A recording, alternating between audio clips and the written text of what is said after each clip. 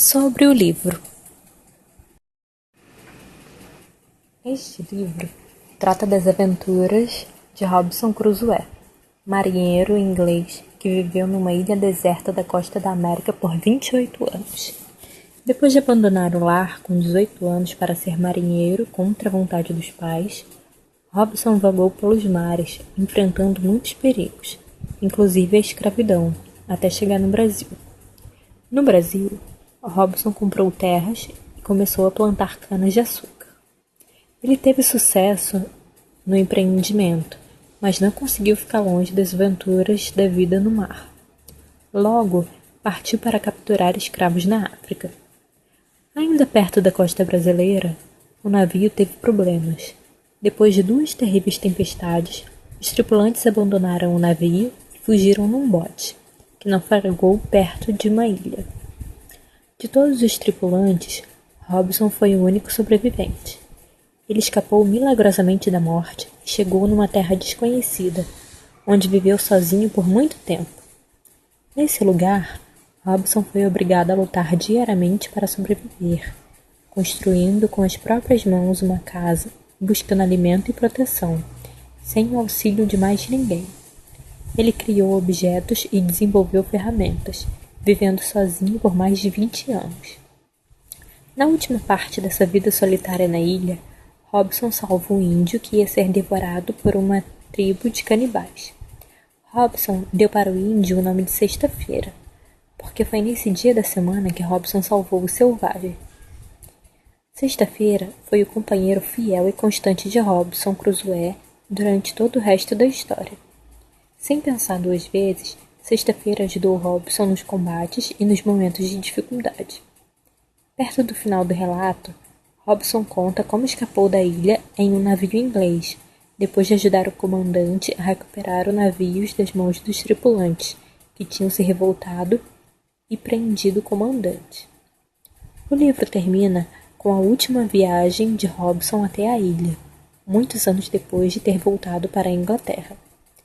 No fim da história, Robinson tem uma família e está rico, graças ao dinheiro que ganhou com a plantação de cana no Brasil.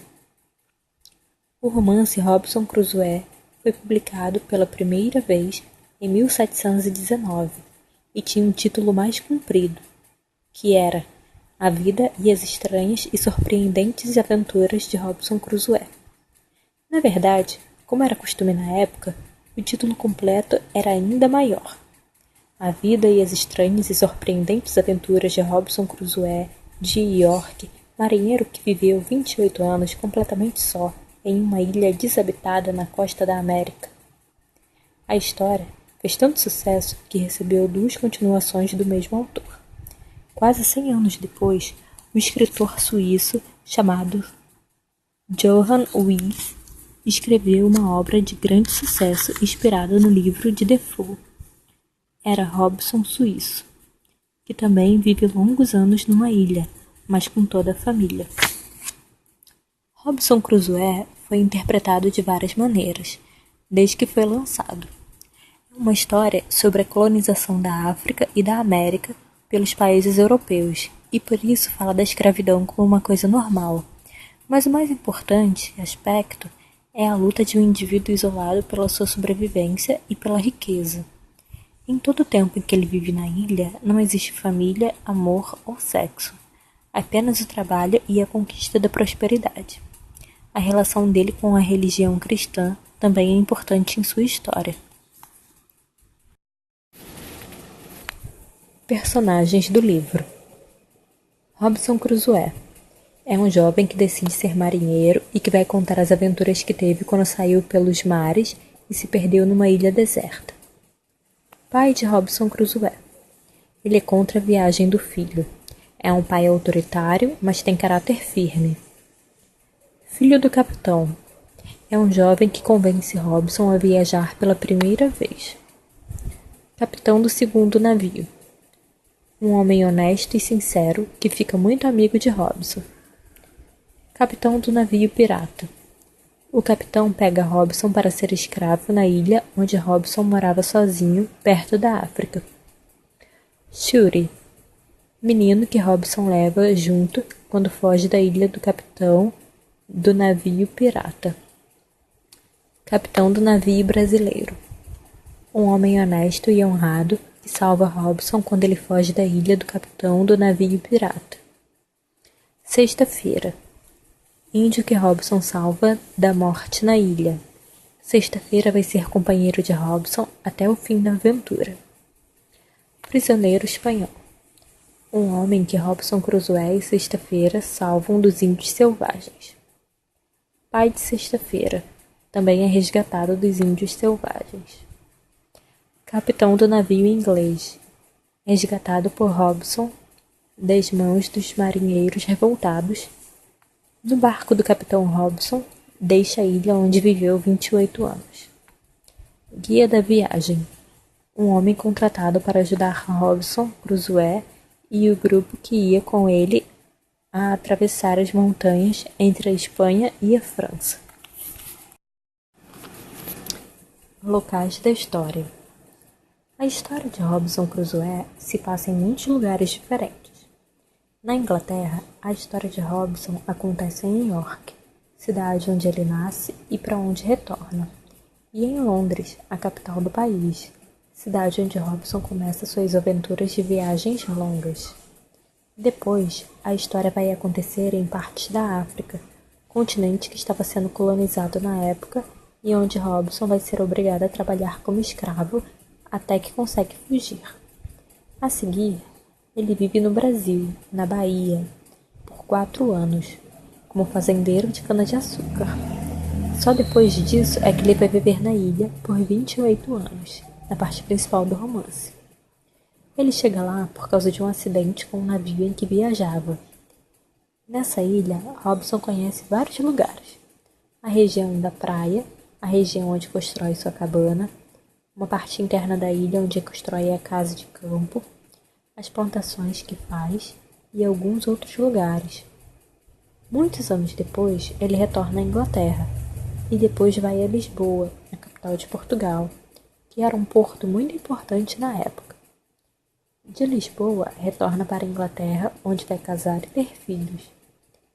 No fim da vida, ainda uma vez viaja até a ilha onde tinha vivido e até o Brasil. Capítulo 1. A família.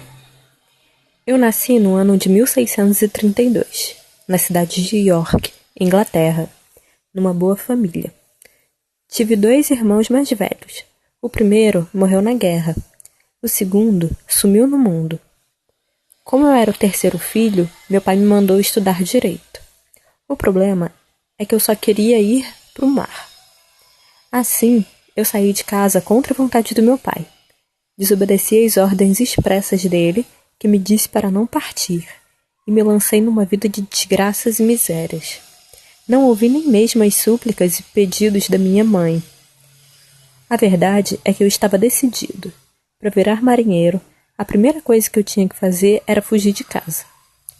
Eu tinha então 18 anos e já estava velho demais para começar qualquer tipo de trabalho. Por mais que eu discutisse com meu pai, ele não ia ceder. Capítulo 2. A vontade de partir. Levei 1 ano para conseguir fugir. Durante esse tempo, minha família fez de tudo para me fazer mudar de ideia. Certo dia, quando eu estava numa cidade chamada Hull, surgiu uma oportunidade para eu fugir. Um dia, meus companheiros estavam indo para Londres no navio do pai dele. Esse amigo insistiu para eu ir com ele. Usando o velho truque dos marinheiros, ele me disse que a passagem ia ser de graça. Sem pedir a bênção de ninguém, entrei na aventura que ia mudar a minha vida. No dia 1º de setembro de 1651, subi no navio. Logo que o navio partiu, ondas assustadoras me deixaram com muito medo. Achei que poderia ser um aviso para eu desistir dos meus planos, para voltar para a casa dos meus pais, onde eu poderia ter uma vida tranquila e confortável. Mas eu quis seguir em frente. Precisava seguir em frente mesmo contra todo o bom senso. Capítulo 3. O primeiro desafio no mar. Como eu já contei, logo na minha primeira viagem, o navio parecia que ia afundar. Fiz muitas juras e promessas. Se Deus me salvasse dessa, eu prometi voltar imediatamente para a terra e ir direto para a casa do meu pai, para levar a vida que o velho queria para mim. Mas no dia seguinte, o vento e o mar se acalmaram e eu acabei me acostumando com a vida no barco. Esqueci meus juramentos e também as promessas que tinha feito para Deus. Depois de uma boa noite de sono, eu já tinha recuperado o ânimo. Logo o filho do capitão veio falar comigo. Ele é quem tinha me convencido a embarcar. Meu amigo pôs a mão no meu ombro e me perguntou. Então, Robson, como você está se sentindo? Garanto que ficou assustado com o vento, não é? Vento? Aquilo era uma tempestade. Ora, não seja bobo. Aquilo não foi nada. Mas você é mesmo um marinheiro de primeira viagem. Vamos tomar um trago e logo você esquece de tudo. Assim, o tempo passou. Com a ajuda da bebida e da amizade dos outros marinheiros, eu fui logo me acostumando com a vida no mar.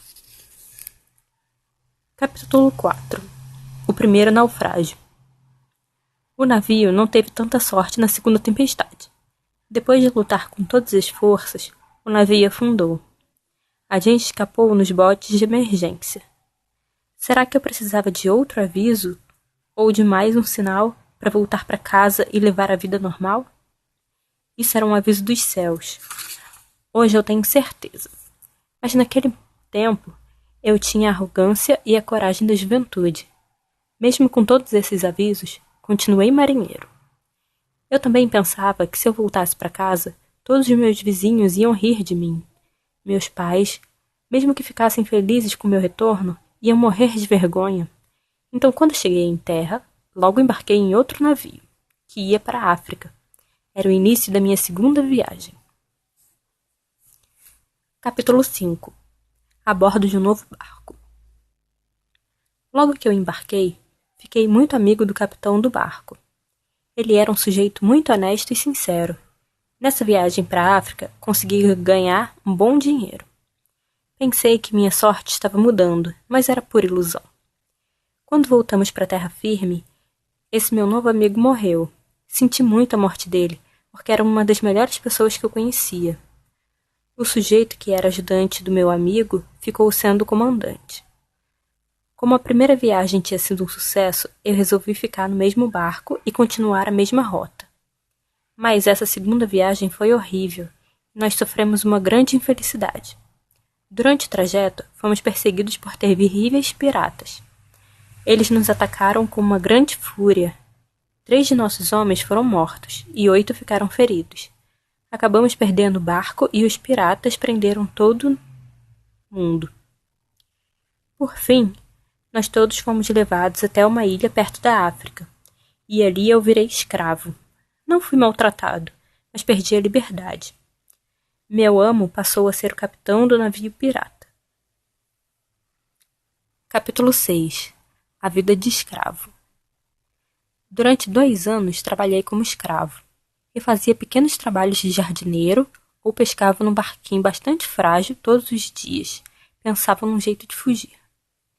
Depois de um tempo, o capitão do navio pirata começou a me mandar pescar junto com outro homem chamado Ismael. Uma vez, o barquinho que a gente usava quase afundou. Então o amo resolveu que eu precisava de um barco melhor. E eu logo me dei conta de que podia fugir nesse barco melhor. Mas fiquei esperando pela oportunidade certa, quando tivesse bastante comida e armas dentro do novo barco. Um dia, a oportunidade apareceu. O capitão ia fazer uma pescaria com os amigos usando o barco novo, mas na hora acabou desistindo. Aproveitei que a embarcação estava cheia de mantimentos e fugi, enganando Ismael, o empregado do capitão que sempre pescava comigo. O Ismael era daquela região. Ele era ingênuo e tinha um coração bom. Nesse dia, tinha também um menino com a gente no barco. O menino se chamava Shuri e estava cuidando do leme. Já longe da praia, eu disse que o patrão queria que a gente pescasse e fiz Ismael pular no mar. O pobre coitado saltou do barco. Então, eu disse para ele que eu estava fugindo. Disse que ele podia voltar nadando até a praia sem problemas. Ele disse que queria ir comigo, mas achei perigoso levar Ismael junto. Como ele tentou subir de volta no barco, eu tive que apontar uma arma e mandar que ele voltasse para a praia. E foi o que aconteceu. Segui no barco apenas com o menino, mas pedi para ele fazer um juramento. Shuri, se você for fiel, vou fazer de você um grande homem. Ele jurou me acompanhar pelo mundo afora.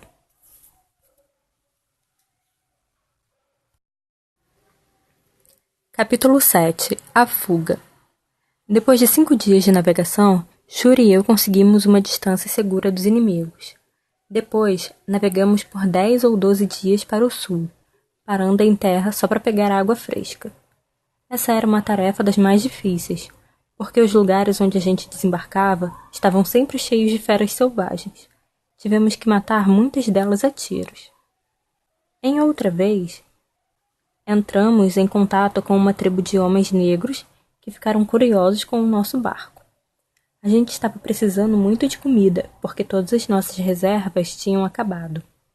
Com gestos, expliquei que a gente estava com fome, e os homens trouxeram coisas para a gente comer. Como eu não tinha nada para dar em troca, resolvi ajudar os homens, matando com tiros 2 feras que vinham chegando. Eles ficaram muito surpresos e assustados com os disparos, mas logo me agradeceram com muito entusiasmo. A comida que eles nos deram foi uma salvação. Sem ela, a gente não ia ter conseguido continuar. Alguns dias mais tarde, perto das ilhas do Cabo Verde, eu avistei um grande navio europeu. Eu logo mostrei para os tripulantes a bandeira do meu antigo navio, e eles deixaram a gente subir a bordo. O navio seguia para o Brasil. O capitão era um sujeito honesto e generoso, que não aceitou nada do que eu queria dar para agradecer por ele ter salvado minha vida. Desembarquei em solo brasileiro com 220 moedas de ouro. Essa riqueza foi fruto da venda de minha pequena embarcação, dos meus bens e do pequeno Shuri, que ficou muito feliz em poder trabalhar com o capitão. Capítulo 8. No Brasil. Cheguei no Brasil e, depois de ver como funcionavam as plantações de cana-de-açúcar, resolvi me estabelecer na terra. Durante 2 anos, toda a cana que eu plantei dava dinheiro só para comer. Só no 3º ano é que eu passei a plantar cana para ganhar dinheiro mesmo. Foi então que eu comecei a prosperar.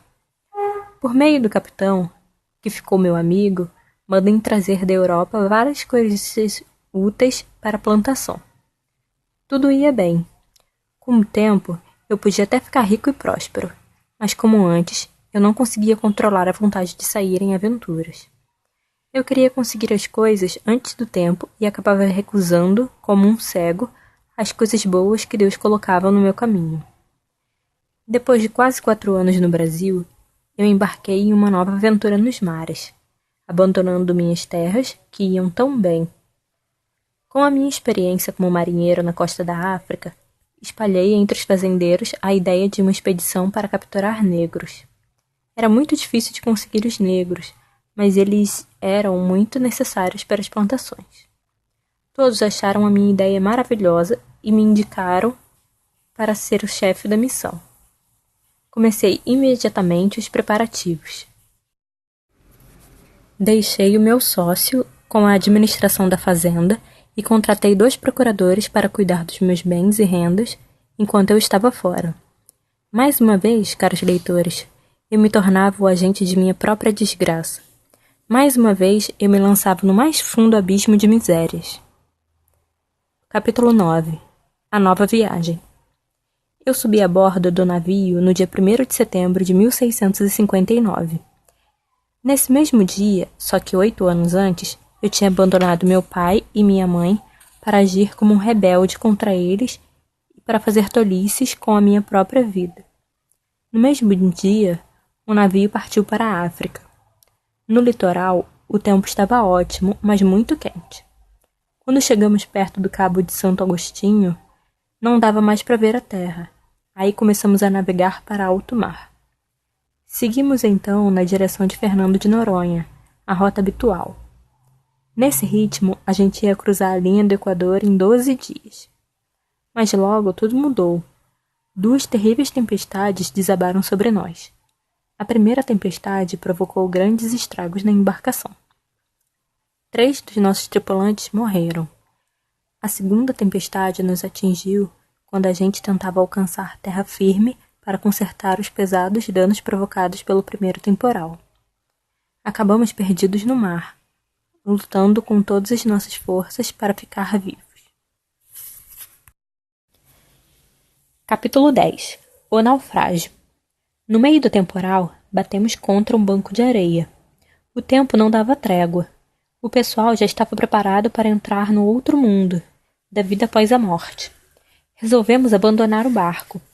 Jogamos no mar o único bote de emergência.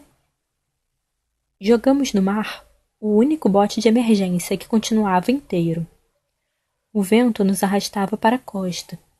A uns 2 quilômetros da praia, uma onda imensa bateu em cheio no nosso bote, e ele virou. Quando me dei conta, eu estava dentro d'água, sendo engolido pelas ondas. Eu ia me afogar. De repente, uma onda me empurrou até uns 7 metros de profundidade. Prendi a respiração. Lutei.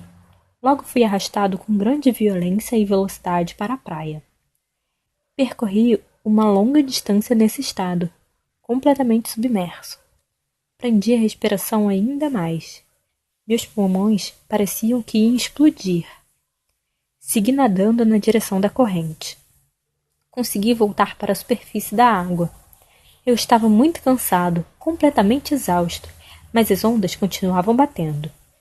Finalmente, uma onda ainda mais forte me atingiu, e eu fui jogado diretamente contra uma rocha que ficava já perto da areia da praia. Quase morri com a batida do corpo contra a pedra. Quando me recuperei do golpe, eu estava morrendo de dor, mas consegui correr o mais rápido que pude para longe do mar. Eu queria o quanto antes ficar longe do perigo das águas. Quando pisei na areia seca, ergui as mãos para o céu, ainda sem acreditar que Deus tinha me poupado da morte certa. Quando eu senti que estava salvo, tentei enxergar o local onde o barco tinha encalhado, mas não conseguia ver nada. Na minha cabeça, só uma pergunta. Meu Deus, meu bom Deus, como eu consegui chegar na praia? Capítulo 11. A primeira noite. Depois de acalmar o espírito, feliz por ter sobrevivido, eu olhei em volta para tentar descobrir que lugar era aquele. Logo fiquei abatido, porque eu me dei conta da situação. Eu estava encharcado, não tinha nenhuma outra roupa, não tinha o que comer, nem o que beber. Não tinha um lugar para me abrigar das forças da natureza e do ataque de possíveis feras. E mais, eu não tinha nenhuma arma para me defender. A noite avançava e o meu coração começou a ser tomado pelo medo.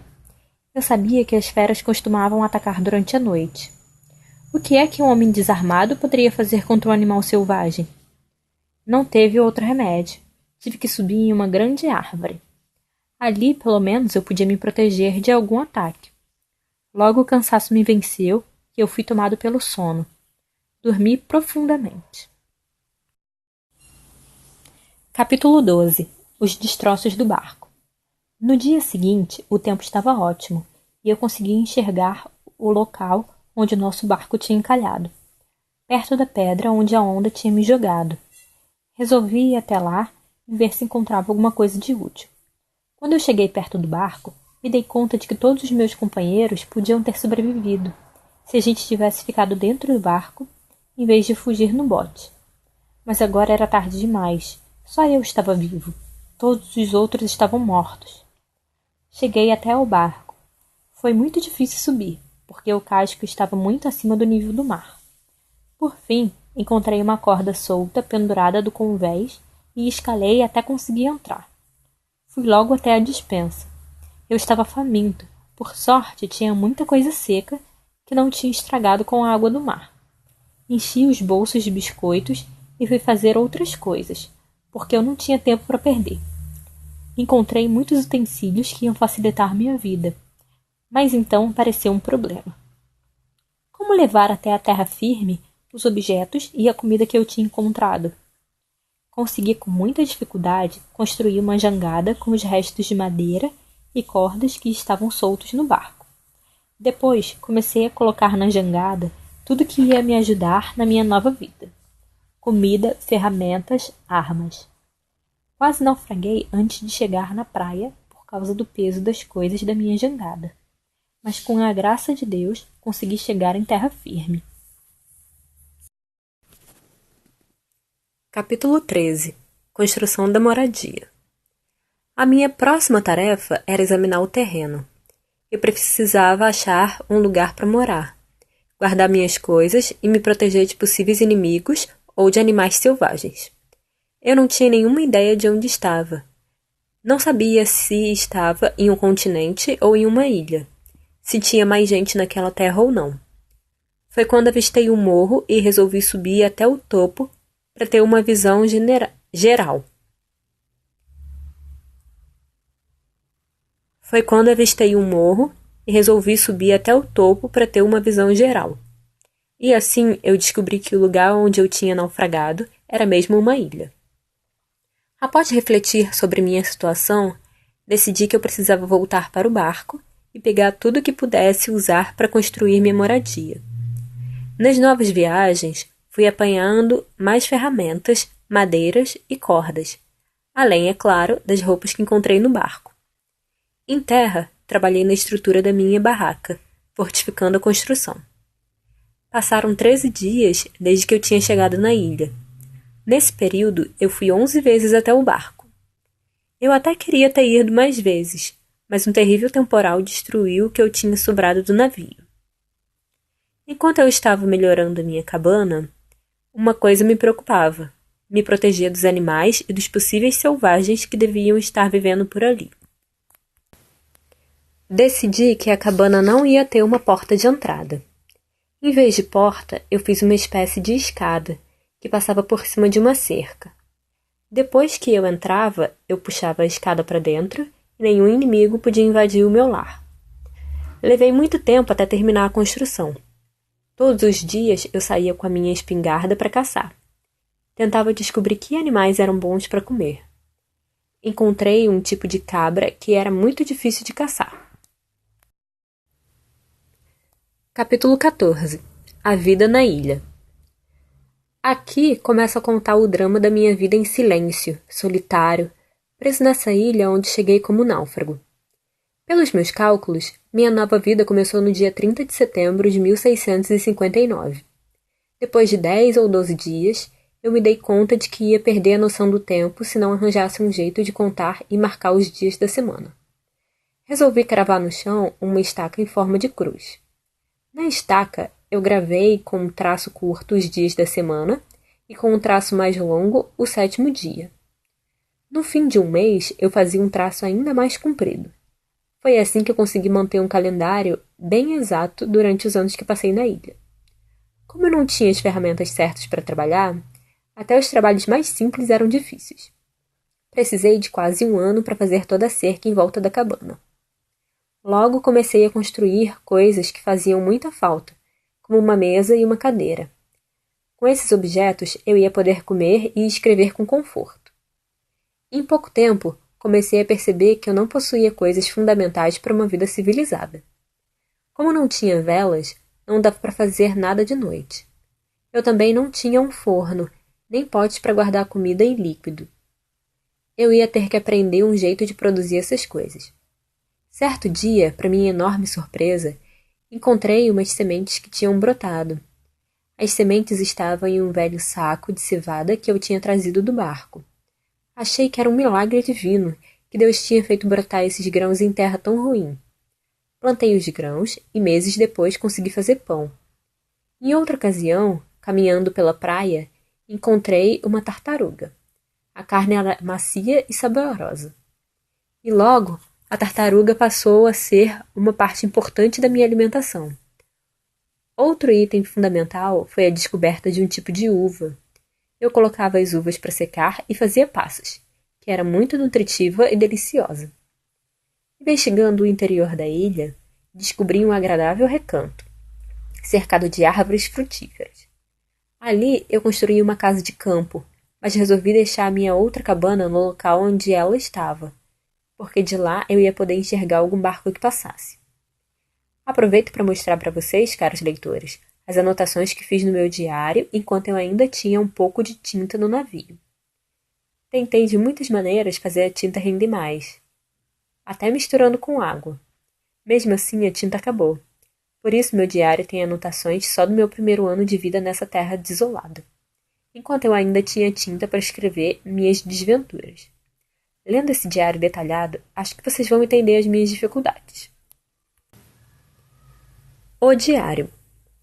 30 de setembro de 1659. Eu, Robinson Crusoe, escapei de um naufrágio e vim parar nessa ilha triste. Todos os meus companheiros morreram. Eu chamo essa ilha de Ilha da Desolação. 1º de outubro. Vi que o navio que nós abandonamos está encalhado perto da praia. Assim que o tempo melhorar, vou até lá procurar coisas úteis. 1º a 24 de outubro. Passei todos esses dias indo até o navio pegar todas as coisas que podem facilitar a minha vida na ilha. 26 de outubro. Andei o dia inteiro pela praia, procurando um bom lugar para erguer o meu barraco. Preciso urgente de um lugar para me abrigar dos animais e de possíveis selvagens. 1º de novembro. Levantei minha cabana perto de um rochedo. Cravei 2 estacas no chão e estendi uma rede para dormir. 3 de novembro. Saí com a minha arma e matei 2 aves de carne muito saborosa. De tarde, comecei a construir uma mesa. 17 de novembro. Comecei a escavar a rocha atrás de minha tenda para conseguir mais espaço para abrigar minhas coisas. 20 de dezembro. Terminei de escavar a rocha e agora tenho uma caverna para armazenar meus mantimentos. Comecei a mobiliar minha cabana. 3 de janeiro. Comecei a erguer uma cerca em redor da cabana para me proteger de ataques que podem acontecer. Eu sinto muita falta de velas, porque sem as velas eu preciso dormir muito cedo. 16 de abril. Terminei de fazer o muro e a escada. Assim que eu entro no meu barraco, eu puxo a escada. Se tiver alguém do lado de fora, não vai conseguir entrar. 30 de abril. Percebi que o estoque de biscoitos que eu consegui no navio já diminuiu muito. Fui obrigado a limitar minha ração a 1 biscoito por dia. 16 de junho. Eu estava caminhando pela praia e encontrei uma enorme tartaruga. Foi a primeira vez que eu vi esse animal aqui na ilha. 17 de junho. Passei o dia cozinhando a tartaruga. Tinha 60 ovos dentro do animal. Descobri que a carne de tartaruga é muito macia e saborosa, o que foi uma verdadeira bênção. 26 de junho. Fiquei doente por 1 semana. Tive tremores e febre alta. Fiquei com medo de morrer sozinho aqui nessa ilha. Aos poucos, porém, fui melhorando e agora estou bem. 4 de julho. Abri a Bíblia e me obriguei a ler um pouco de manhã e de noite para retomar meu contato com Deus. Acho que pela primeira vez na vida consegui entender de verdade os ensinamentos das Escrituras. 14 a 26 de agosto. Durante todo esse tempo, choveu sem parar. Evitei sair de casa com medo de pegar outra doença. 30 de setembro. Hoje é o triste dia de aniversário do meu naufrágio. Somei as marcas que fiz no poste para contar o tempo e verifiquei que já estou aqui faz 1 ano. Aproveitei a ocasião para pedir a Deus perdão pelos meus pecados. Capítulo 15. O tempo passa. Assim foram passando os meus primeiros dias e anos na ilha. Com o correr do tempo, fui obrigada a abandonar o meu diário, porque acabou a tinta que eu tinha trazido do navio. Depois de muitos esforços, consegui fazer alguns objetos de argila e aprendi também a construir cestas de vime. Construí também um forno e consegui assar meu pão e fazer outros pratos. Depois de resolver o problema dos objetos para a cozinha, comecei a construir um tipo de bote para poder escapar da ilha. Pensei em fazer uma canoa com um tronco de árvore, como a dos índios da região. Só não consegui prever como era difícil fazer uma canoa só com as mãos. Vocês não podem imaginar como eu fiquei frustrado. Depois de trabalhar por muito tempo, o barco teve que ficar ali mesmo onde eu tinha derrubado a árvore. Era pesado demais. Tão pesado que fui obrigado a desistir de levar ele até o mar. Apesar disso, eu vivia com muito mais tranquilidade agora do que bem no início. Eu achava que a minha sorte era a vontade soberana de Deus. Com o tempo, as roupas que eu tinha conseguido no navio começaram a ficar esfarrapadas. Eu já estava ficando acostumado a andar nu como um selvagem. mas mesmo assim precisava arranjar os trajes para me proteger do sol. Acabei costurando umas roupas feitas de pele de animais, bem folgadas, que foram muito úteis. Consegui também fazer um guarda-sol, como eu tinha visto no Brasil. Depois do fracasso da minha primeira canoa, resolvi tentar fazer uma nova embarcação com uma árvore menor. Levei bastante tempo, mas acabei construindo uma pequena canoa de ótima qualidade.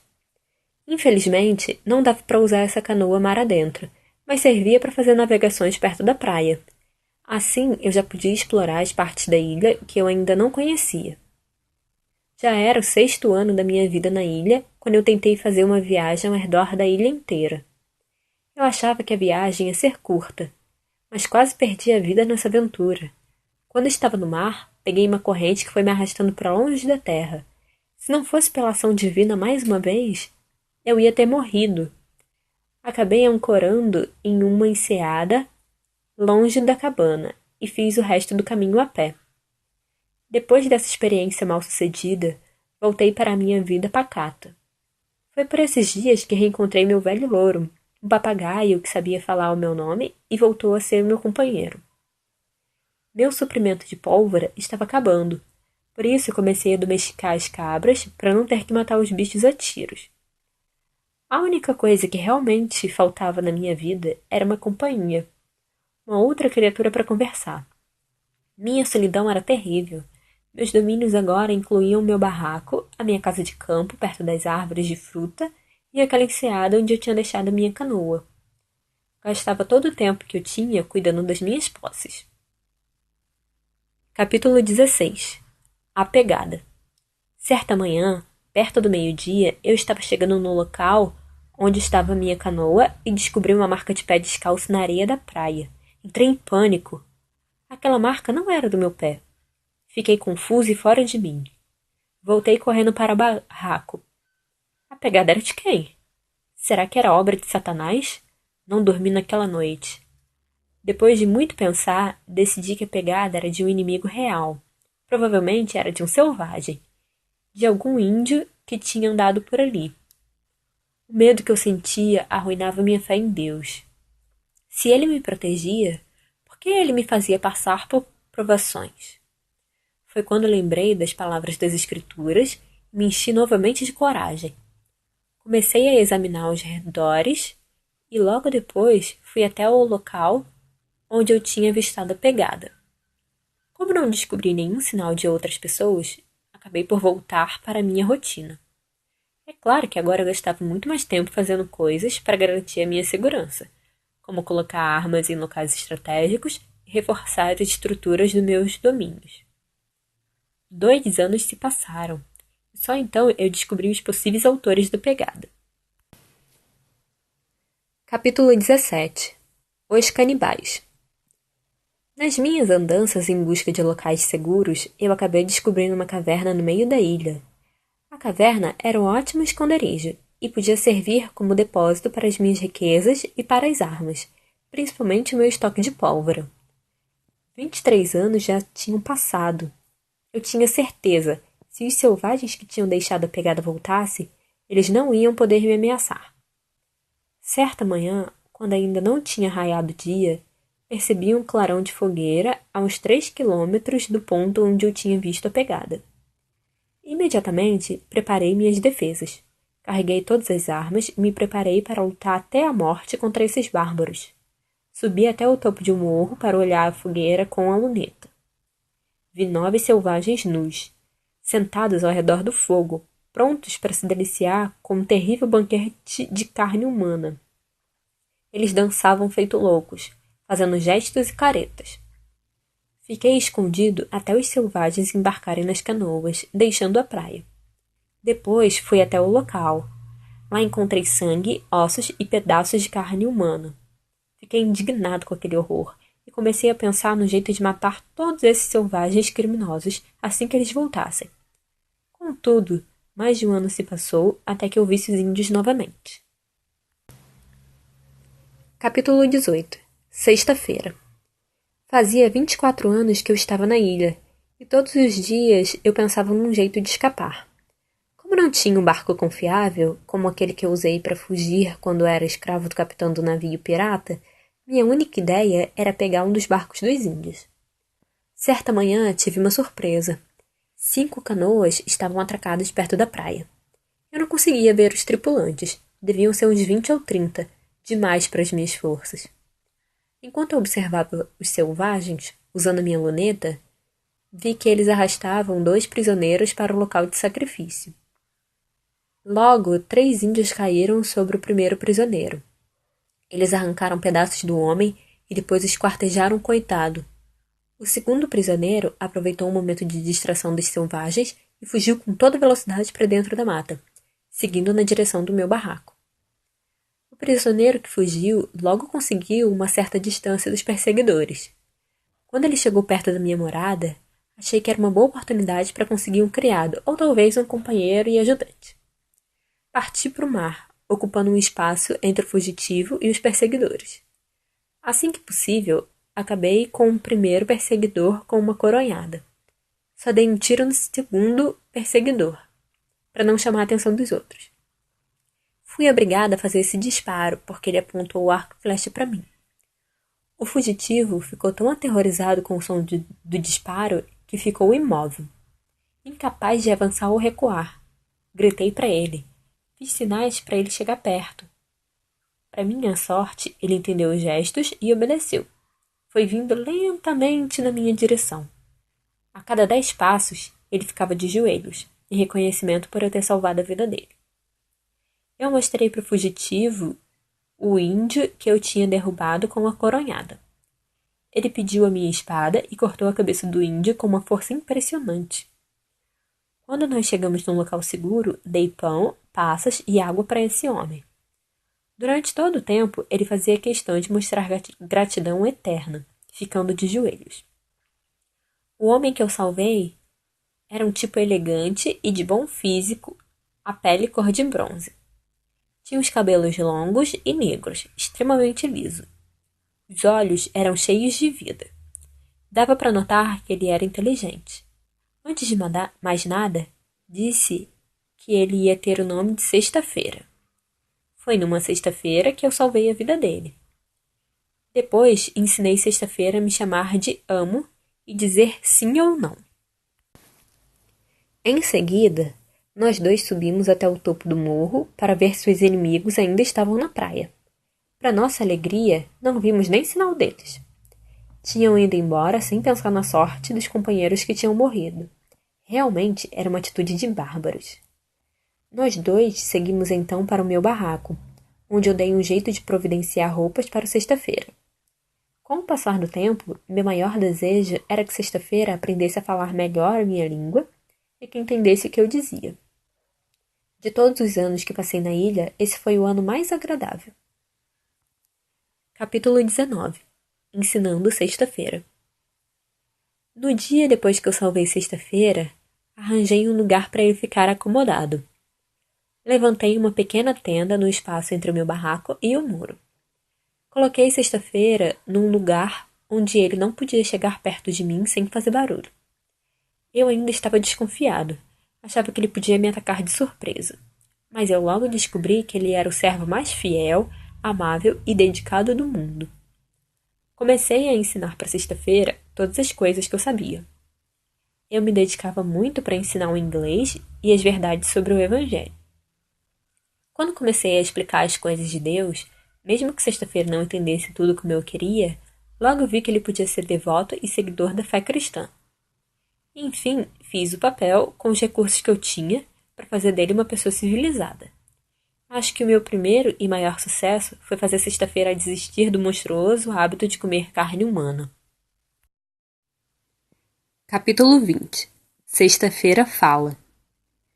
Por fim, Sexta-feira conseguiu falar e entender razoavelmente o meu idioma. Conversar com ele passou a ser uma das minhas distrações favoritas. Além de me dar a chance de aprender um pouco mais sobre a vida dos habitantes da região. Certa vez, perguntei se o povo dele era capaz de ganhar nas guerras. Ele sorriu e disse, sim, sim, meu povo luta sempre melhor. Você quer dizer que vocês sempre vencem os combates? Então como é que perderam você sexta-feira? Minha nação vence muitos. É por isso. Sua nação vence? Então como que você acabou preso? No lugar que eu estou, eles muito mais. Eles pegaram eu e mais 2. Minha nação em outro lugar pega 1000 deles. Mas por que o seu povo não libertou você? Eles meteram a gente numa canoa. Minha nação não tem canoa naquele momento. E o que vocês fazem sexta-feira com os inimigos que são capturados? Minha nação come eles, ora. Em outras ocasiões, eu perguntava onde vivia o povo dele. Soube por ele que me achava perto do grande rio Orenoco, o que minha ilha ficava no Caribe, perto da grande ilha de Trindade. Quando sexta-feira aprendeu melhor o idioma, contei para ele como eu tinha vindo parar na ilha e como eram as coisas na Europa, e especialmente minha terra natal, a Inglaterra. Certo dia perguntei: sexta-feira, você não ia gostar de voltar para sua terra? Sim, ia ficar feliz de voltar para minha nação. E o que você ia fazer por lá? Ia viver de novo como um selvagem, comendo carne humana? Não, não. Sexta-feira ia dizer para eles viver bem, para comer pão e carne de cabra. Eu ia dizer para não comer mais carne de homem, para rezar para Deus. Se você voltasse, eles não iam matar você? Não, eles não iam matar eu. Eles iam ficar felizes de aprender com sexta-feira. Comecei a colocar na cabeça dele a ideia de nós 2 construirmos um barco do tipo indígena para navegar até a tribo dele. Insisti nessa ideia, principalmente depois que sexta-feira revelou que um grupo de homens brancos tinha naufragado nas terras da nação dele, e agora viviam com eles como convidados. Mesmo como convidados, eu tinha certeza de que os pobres homens passavam necessidade. Começamos a nos preparar, então, para uma possível viagem de travessia até a tribo de sexta-feira. Capítulo 21. Os invasores. Certa manhã, eu estava ocupado com os preparativos finais para a viagem e fui interrompido por sexta-feira, que vinha correndo da praia desesperado. Antes que eu pudesse perguntar qualquer coisa, ele gritou: Amo! Amo! Uma desgraça! O que está acontecendo sexta-feira? Eu vi 1, 2, 3 canoas. Não tenha medo, vamos lutar, não importa quantos sejam. Mas eles são um grande número. Não ensinei você a atirar? Sim, mas não pode atirar em todos. Os que a gente não acertar vão fugir de medo. Busquei as armas e dei 2 espingardas para sexta-feira. Peguei 4 mosquetes para mim. Carreguei também mais 2 pistolas e minha espada. Dei a machadinha para sexta-feira. Nós 2 estávamos preparados para o combate. Ficamos no alto do morro. Eu observei o desembarque com minha luneta. Logo vi que eram uns 20 selvagens e 3 prisioneiros. Seguimos na direção deles, mas eu ainda não sabia se nós 2 devíamos atacar. Mesmo que os costumes dos selvagens fossem terríveis, isso não me dava o direito de matar aqueles índios. Eles já estavam em volta da fogueira, comendo a carne de um dos prisioneiros e pronto para o sacrifício do segundo. Então, eu percebi que o prisioneiro que ia ser morto era um homem branco. Pensei que ele podia ser o compatriota e me senti obrigado a agir. Mandei sexta-feira fazer tudo de acordo com o meu comando. Coloquei as armas no lugar e dei a ordem: Fogo! Sexta-feira atirava muito melhor do que eu. O disparo que ele fez deixou 2 mortos e 3 feridos, enquanto meu tiro matou apenas 1 e feriu 2. Pegamos as outras armas e disparamos de novo. Fizemos outro grande estrago entre os selvagens. Depois, aproveitamos o momento de surpresa e pulamos sobre eles com armas leves. Sexta-feira também atirava muito bem com a pistola.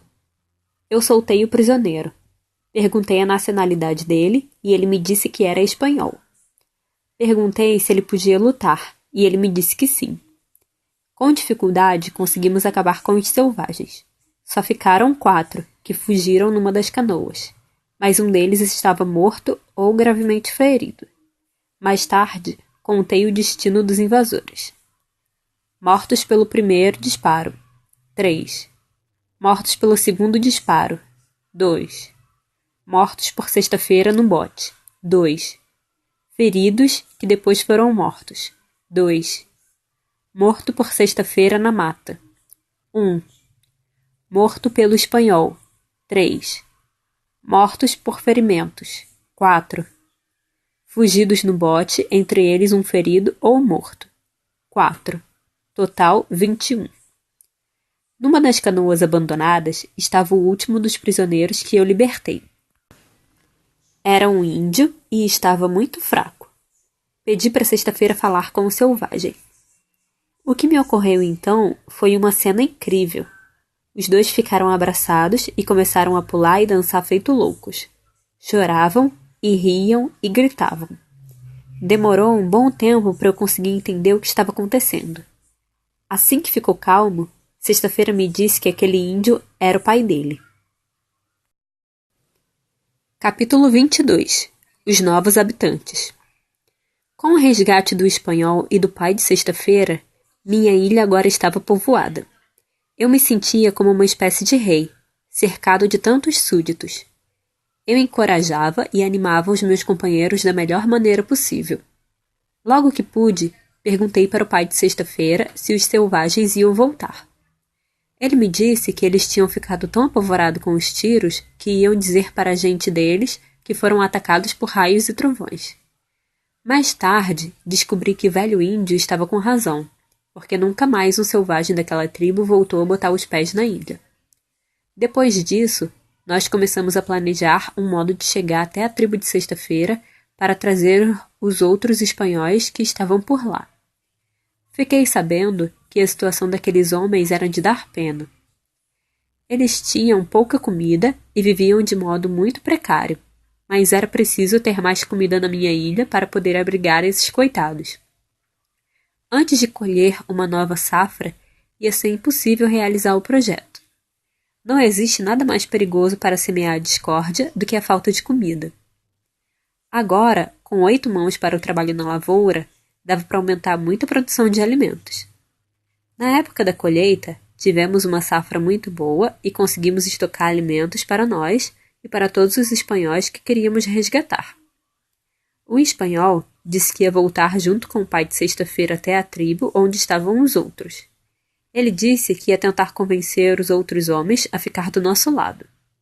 Dei permissão para os dois fazerem a viagem, mas deixei bem claro que os outros homens só iam poder vir para a ilha se jurassem respeitar as leis e a ordem e prometessem tratar com bondade e gratidão as pessoas que tinham lutado pela liberdade deles.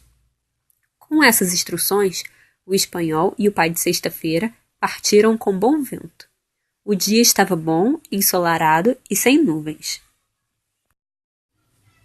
Capítulo 23. Os novos intrusos. Nem 8 dias depois da partida do pai de sexta-feira com o espanhol, eu fui acordado pelos gritos por sexta-feira com a mais estranha das notícias. Um bote estava chegando na ilha. Um bote desconhecido. Eu saí correndo, desarmado, e fui tentar descobrir de onde vinha a embarcação. Quando eu vi o bote, a uns 5 quilômetros de distância, percebi com espanto que era um bote inglês. A alegria de ver um barco tripulado por compatriotas foi tão grande que nem consigo descrever. Mas logo fiquei calmo e fiquei pensando o que um bote inglês estava fazendo naquela região do mundo. Decidi que eu precisava ter cautela. Eu não tinha como saber se os homens que tripulavam aquele barco eram honestos ou se eram bandidos. Logo atacaram um barco na praia, a cerca de 1 quilômetro do local onde eu estava. Eram 11 homens. 3 estavam amarrados e só podiam ser prisioneiros. Fiquei chocado de ver o tratamento vergonhoso que os presos recebiam. Pressenti que os intrusos iam causar problema e mandei sexta-feira preparar as armas. Vi que os marinheiros entraram na mata e abandonaram os prisioneiros. Tentei uma aproximação. Antes que alguém me visse, gritei para os 3 em espanhol. Quem são vocês? Eles me olharam assustados e não responderam. Achei até que eles iam fugir. Resolvi tentar falar com eles em inglês. Cavalheiros, não tenham medo de mim. Quem sabe eu posso ajudar vocês? Ninguém pode nos ajudar. Estamos totalmente desesperados, disse um deles. Qual é o problema de vocês?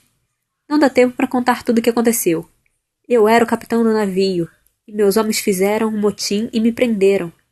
Com muita dificuldade, consegui convencer os malfeitores a não nos assassinarem. Eles decidiram, então, nos abandonar nessa ilha. Aqui comigo estão meu ajudante imediato e outro passageiro. E onde estão os criminosos? Uns entraram na floresta, outros foram se deitar na sombra. Eles têm arma de fogo? O homem respondeu que os criminosos tinham apenas duas, e uma dessas armas tinha ficado dentro do bote. Bem, cavalheiros, se eu libertar vocês, aceitam as minhas condições? O capitão disse que se eu conseguisse recuperar o navio, ele e todo o navio iam ficar sob minhas ordens, e eu podia seguir para qualquer parte do mundo. Os outros dois homens também juraram lealdade. Ótimo, cavalheiros, eu disse. Libertei os três. Dei 3 espingardas para eles usarem na nossa ofensiva contra os marinheiros. Juntos, nós aproveitamos uma distração dos marinheiros e atacamos de surpresa. A vitória veio rapidamente. Os que estavam diretamente envolvidos no motim foram mortos.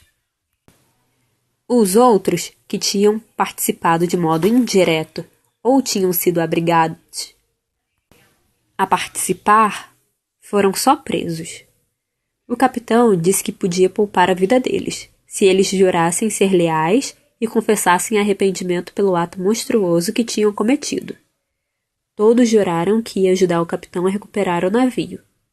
Levei o capitão até a minha cabana e lá nós conversamos sobre como recuperar o navio. Capítulo 24. Retomada do navio. O capitão disse que no navio estavam ainda 26 homens, dispostos a tudo. Ele me explicou que se a gente recuperasse o navio, todos os amotinados iam ser condenados à forca assim que a gente chegasse em alguma colônia inglesa.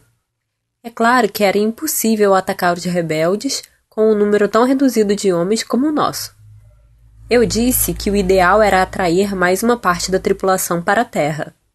A gente podia conseguir isso afundando o bote dos marinheiros que já tinham vindo para a nossa ilha, porque em breve os companheiros do navio iam chamar os marinheiros que tinham chegado antes. E foi o que aconteceu. Os homens do navio começaram a disparar para o alto e sinalizar com uma bandeira para os outros voltarem. Com a minha luneta, vi quando eles colocaram o outro bote no mar. Quando chegaram mais perto, vi que eram 10 homens armados.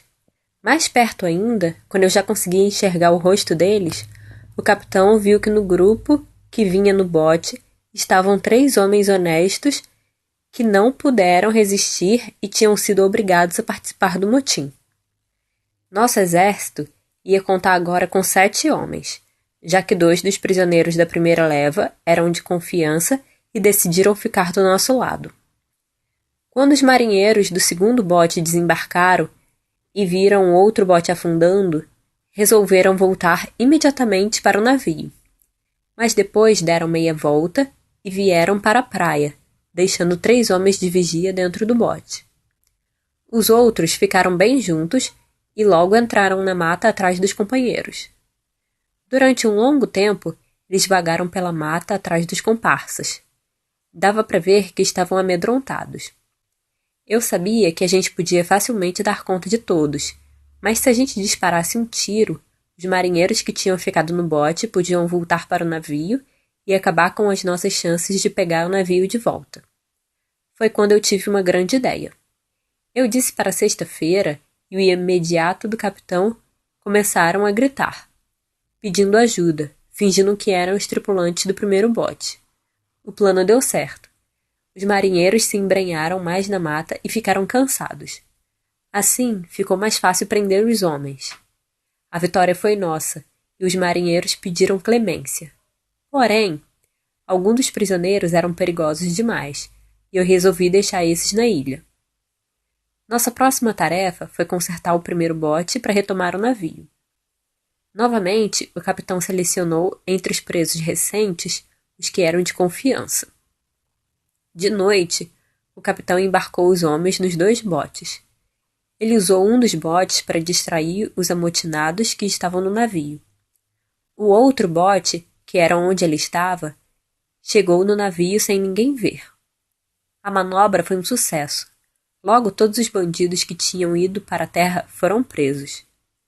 Quando o navio foi recuperado, o capitão mandou disparar 7 tiros. Esse era o sinal que a gente tinha combinado, se a missão fosse bem sucedida. Capítulo 25. Partida da ilha. Quando eu vi o navio na manhã seguinte, fiquei tão emocionado que quase desmaiei. Abracei o capitão para comemorar nossa liberdade. Antes de partir, discuti com ele o que ia acontecer com os homens mais perigosos. Realmente, não era possível levar esses homens no navio sem colocar em risco nossas próprias vidas. Ainda assim, eu achava muita maldade deixar todos na ilha sem qualquer instrução. Por isso, antes de embarcar, eu disse que eles podiam usar o que tinham construído para garantir o sustento. Expliquei tudo sobre a plantação e a criação de animais. De qualquer modo, disse que ali na ilha eles podiam ter uma chance na vida. Todos eles sabiam que iam morrer se pisassem solo inglês. Eles acabaram concordando e ficar por ali. Quando abandonei a ilha, levei comigo como recordação o gorro de pele de cabra que eu tinha usado durante tanto tempo. Levei também um guarda-sol e o papagaio que me acompanhou por tanto tempo. Não esqueci também de levar o dinheiro que eu tinha juntado na época das minhas primeiras expedições até o navio encalhado. Parti no dia 19 de dezembro de 1686, depois de ter ficado naquela ilha por mais de 28 anos. Depois de uma longa viagem, cheguei na Inglaterra no dia 11 de junho de 1687, depois de 35 anos longe da minha terra natal. Capítulo 26. De volta à Inglaterra. Quando cheguei no meu país, logo viajei para York, a cidade onde nasci e vivi quando era jovem. Meus pais já tinham falecido. Sobraram apenas 2 irmãs e 2 sobrinhos. Como eles achavam que eu estava morto, não tinham guardado nada da herança para mim. Minha situação financeira era preocupante, porque eu tinha poucas reservas. Mas recebi uma prova de gratidão do capitão que salvei na ilha. Ele me colocou num negócio que rendeu um bom dinheiro. Depois disso, pensei muito e resolvi ir para Lisboa. Tive a satisfação de lá encontrar aquele capitão do navio brasileiro que tinha me ajudado tanto em outra época. Ele estava muito velho e tinha abandonado o mar. O barco agora era comandado pelo filho, que seguia fazendo a rota para o Brasil. Depois dos cumprimentos, perguntei se ele sabia o que tinha acontecido com as minhas terras e minha plantação lá no Brasil. Também perguntei se ele sabia onde estavam o meu sócio e os meus administradores. Capítulo 27. A situação dos negócios. O capitão me disse que fazia 9 anos que não ia para o Brasil. Disse também que o meu sócio ainda estava vivo na última vez em que ele tinha estado por lá, e ele estava muito bem de dinheiro. Perguntei também ao capitão se sabia se minhas terras tinham se desenvolvido e se valia a pena eu viajar até o Brasil para ver de perto a situação. Ele disse que eu podia conseguir informações seguras sem ir até lá. Depois ele confessou com tristeza que pensou que eu tinha morrido e por isso usou um bom dinheiro que os meus administradores tinham enviado nos 8 primeiros anos da minha ausência. Ele usou esse dinheiro para pagar os prejuízos do barco dele, que afundou, 11 anos depois de eu ter desaparecido. A sinceridade e a honestidade desse bom homem me comoveram profundamente. Ainda envergonhado, ele me disse que fazia questão de pagar centavo por centavo o que me devia e, embora não tivesse dinheiro na hora, quando o filho dele voltasse de viagem, dava um jeito de pagar. Eu aceitei o conselho do meu amigo e esperei na Inglaterra para resolver a minha situação financeira. Fiquei extremamente satisfeito quando 7 meses depois recebi um grande pacote mandado pelos responsáveis do meu negócio no Brasil. O pacote trazia muitos documentos que descreviam o estado da minha plantação e das rendas que eu tinha recolhido nesses anos todos. Em uma certa, eles me convidaram com entusiasmo para ir até o Brasil tomar posse dos meus bens. Eles também queriam fazer uma prestação de contas ao vivo. Quando terminei de ler o relatório, percebi que eu era um dos homens ricos. No mesmo barco que trouxe o pacote, meus administradores me mandaram 1.200 caixas de açúcar, 800 rolos de tabaco e muitos produtos de couro. A primeira coisa que eu fiz depois disso foi perdoar todas as dívidas que o bondoso capitão tinha comigo. Resolvi ainda garantir para ele uma boa velhice, com uma pensão vitalícia. Eu só precisava agora decidir o que fazer da minha vida. Depois de muito pensar, resolvi que depois de tantas desventuras no mar, o melhor era levar os meus bens para a Inglaterra, fazendo grande parte do percurso por terra. Capítulo 28. Uma aventura surpreendente. Durante todo esse tempo, Sexta-feira ficou comigo e mostrou devoção e fidelidade. A presença dele foi muito importante na viagem que resolvi fazer por toda a terra quando voltei para o meu país. Nós saímos de Lisboa em um pequeno grupo. O grupo estava tão bem armado que mais parecia um pequeno exército. Como eu era o mais velho, tive a honra de chefiar a viagem. Sexta-feira ficou terrivelmente assustado quando viu as montanhas cobertas de neve. Era a primeira vez que via uma coisa assim. Chamamos um guia para nos ajudar a atravessar as montanhas que dividiam a Espanha e a França.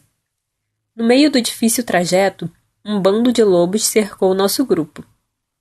Nosso guia ia ser devorado, mas Sexta-feira salvou o homem com muita coragem e ótima pontaria. Com um tiro de pistola, o meu fiel companheiro estourou a cabeça de um dos lobos que já mordia o pobre. Cruzamos também com um urso. Ainda enfrentamos ataques constantes de lobos e enormes dificuldades com o frio e a neve incessantes. No resto da viagem pela França, nada de extraordinário ocorreu. Poucos dias depois, fizemos o pequeno trajeto de barco que separava a cidade de Calais, na França, de Dover, na Inglaterra. Eu estava chegando no fim das minhas viagens. Em pouco tempo, consegui reunir a minha fortuna, que não era pequena, em dinheiro e em propriedades. Capítulo 29. Uma vida normal. Eu resolvi ficar de vez na Inglaterra. Antes de mais nada, arranjei uma mulher e casei. Tive 3 filhos, 2 meninos e uma menina. Também cuidei da educação dos meus 2 sobrinhos. Criei o mais velho como um cavalheiro e deixei instruções para ele administrar meus bens depois que eu morresse. Eduquei o meu sobrinho mais novo para o mar. Ele se transformou no excepcional marinheiro. Era corajoso e empreendedor, mas principalmente era um homem sensato, coisa que eu não tinha sido. A verdade é que muitos anos depois, quando eu já era velho, esse meu sobrinho mais novo me levou de volta para as aventuras. Eu achava que devia ter uma vida tranquila. Por isso, eu tinha desistido da ideia de voltar para o Brasil e acabei vendendo as terras que ainda tinha por lá. No fim das contas, a minha vida só não era sossegada por uma coisa: a saudade que eu tinha da minha ilha, a curiosidade de saber como ficaram aqueles prisioneiros abandonados naquelas terras. Eu ficava pensando no destino dos espanhóis que viviam na nação de Sexta-feira e nas minhas propriedades por lá. Depois que faleceu a minha esposa, e como meu sobrinho estava trabalhando no mar, não consegui resistir. Por fim, vi que nada mais me impedia de retornar ao rumo das aventuras. Foi assim que no ano de 1694 eu voltei para o mar para rever a minha verdadeira terra, a ilha onde morei por 28 anos como um náufrago, mas também como um homem bom e temente a Deus. Capítulo 30. Rever a ilha. Nessa nova viagem, descobri que homens espanhóis tinham colonizado a ilha. Eles enfrentaram grandes dificuldades com os vilões que tinham ficado por lá. Recebi um relato completo da vida e do sofrimento que tinham passado nas mãos daqueles ingleses. Por fim, os espanhóis tiveram que usar violência e aplicar uma justiça rígida com aqueles bandidos incorrigíveis. Permaneci ali por 20 dias, deixando para eles todo tipo de suprimento necessário, especialmente armas, pólvora, roupas e ferramentas, bem como 2 trabalhadores que eu tinha trazido comigo da Inglaterra, um carpinteiro e um ferreiro. Além disso, dividi a terra em lotes e distribuí os terrenos entre eles, mas continuei sendo proprietário do conjunto. Depois, eu segui dali para o Brasil e prometi que ia mandar um barco com mais habitantes para a ilha, principalmente mulheres, que estavam em falta. Outros tantos episódios aconteceram posteriormente, histórias e aventuras surpreendentes. Vou contar para vocês um exemplo. A minha ilha foi invadida por 300 selvagens das redondezas. Os selvagens arruinaram toda a terra arada e mataram alguns homens. Os colonos tiveram de lutar com unhas e dentes para expulsar os invasores. Histórias como essa, porém, fazem parte de um outro livro, um livro que talvez eu escreva algum dia.